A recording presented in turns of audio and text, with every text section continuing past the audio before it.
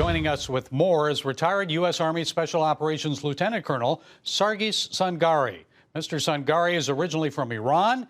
He knows the country and the Middle East region extremely well. So does our president know what he's doing here, or is he still a little bit naive about Iran? It's good to be here. I think the president's heading in the right direction. Patience is a virtue, which is what is needed currently within this situation. At the end of the day, we have to negotiate a new agreement with Iran. Getting to that agreement can be in a peaceful fashion, or we would have to go to war in order to bring him to the table, because at the end of the day, this agreement is a priority over everything else we have to do within the region. Well, I know the Islamic Republic accused Americans of recruiting Iranians as spies by offering them U.S. visas and jobs. They say they've arrested 17 people, and some of them may be executed. Now, President Trump said Iran is lying. And here's what Secretary of State Mike Pompeo told Fox News. The Iranian regime has a long history of lying. They lied about where they shut down the American UAV. They've now lied in the last few days about where they took down this tanker. It's part of the nature of the Ayatollah to lie to the world. I would take with a significant grain of salt any Iranian assertion about actions that they've taken. He's the former CIA director, Mr. Sangari, so it seems like Pompeo gets it. He understands Iran. Does he or doesn't he? Is there anything you think he's missing here? I think we all understand Iran. We understand that Iran has been ascending in the region going back to 2003 when we initially entered Iraq. And frankly, the Sunni states are in disarray because of that internal infighting that's taking place within Islam itself as to who's going to be the lead for Islam over the next decade. I think that we have to understand that our main goal is to get to an agreement, and that agreement has to be viable as far as protecting Israel within the region and allowing us to be able to have access to the Iranian bazaars and markets if there's ever a regime change. And I think Great Britain is the only U.S. ally in Europe that has really spoken out forcefully against Iran, especially after they hijacked a UK-flagged oil tanker off the coast of Oman. So why do you think we're not hearing more tough talk and action from the Europeans?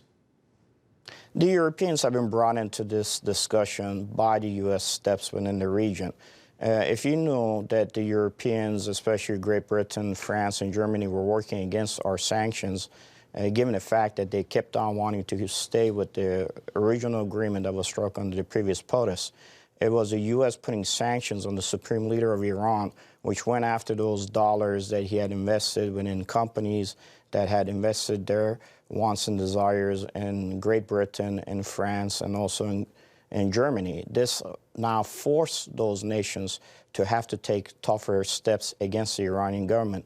When the British took over the oil tanker, their main goal was to be able to be part of this coalition, lead, in order to support U.S. interests.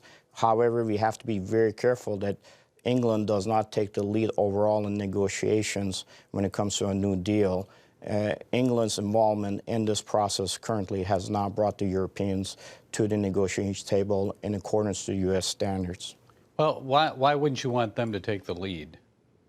You don't want to have them take the lead because if you strike an agreement with Iran in the long run, you do not want to lose the Iranian bazaar to the Europeans, which was the main reason why the current POTUS left this agreement.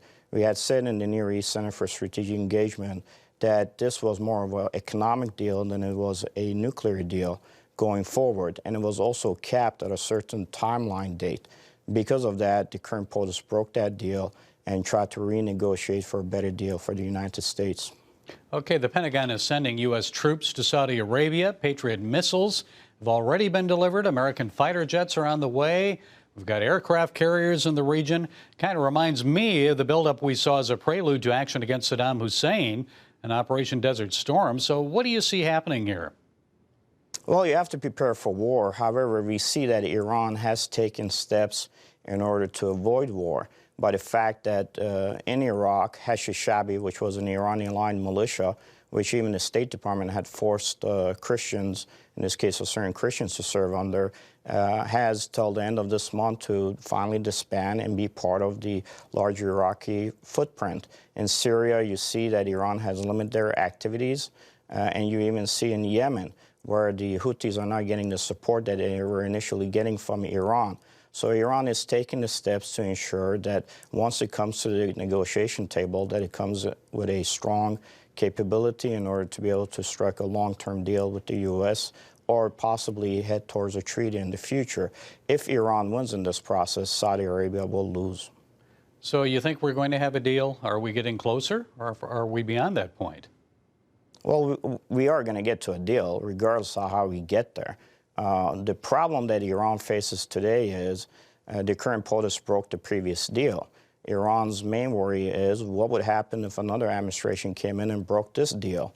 We have to get to a point where finally Congress does its job and tries to get us to a possible treaty when it comes to the ballistic capabilities that Iran is seeking. And I believe that given the limitations that we have put during our negotiations on Iran, we are also protecting Israel, at least for now. It is our hope that everything will be resolved without having to fire a shot in the region. Yeah, a treaty might have made a difference there. Sargi Sangari, Iran and Middle East military affairs analyst, thank you so much for joining us with your insights. Good to be here.